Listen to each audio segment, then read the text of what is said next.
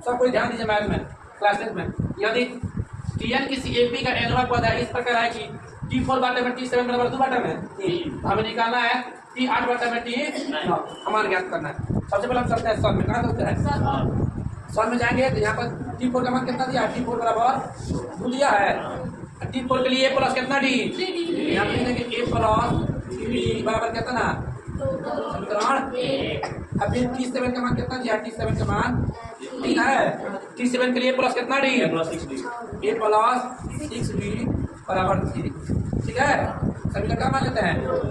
अब यहाँ पर हमें A या D का मान निकालना है, तो विलोपन विधि से हल करेंगे। किस विधि से? यहाँ पर लिखेंगे समीकरण 1 में से समीकरण 2 को घटाने पर।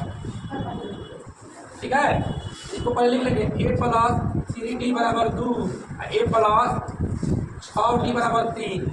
चिन्ह घटाने पर चिन्ह बदलेगा ना, यहाँ भी माइनस, यहाँ भी माइनस और यहाँ भी ये से कट जाएगा। और 3 को डी में से 6D हटाएंगे तो माइनस में 3D होगा, माइनस में। और 2 में से 3 हटाएंगे तो माइनस में, माइनस से माइनस, इसलिए D बराबर 1 बटे में क्या आ जाएगा? अब D अब निकालना है किसका मान? बोलो।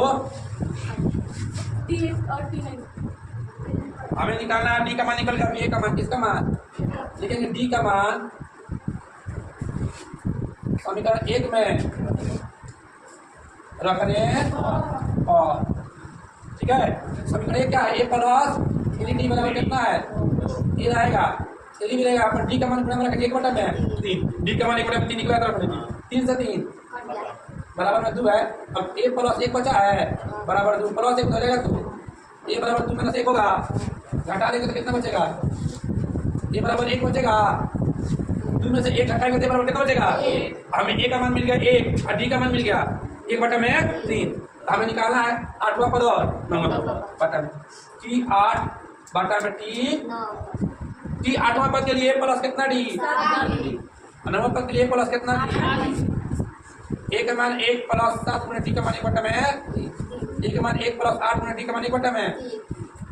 अब देखो 7 है और 7, यानी 1 प्लस 7 बटा में 1 प्लस 8 बटा में। डायरेक्ट भिन्न जोड़ बनाओ, डायरेक्ट। ठीक है, डायरेक्ट भिन्न जोड़ा जाएगा।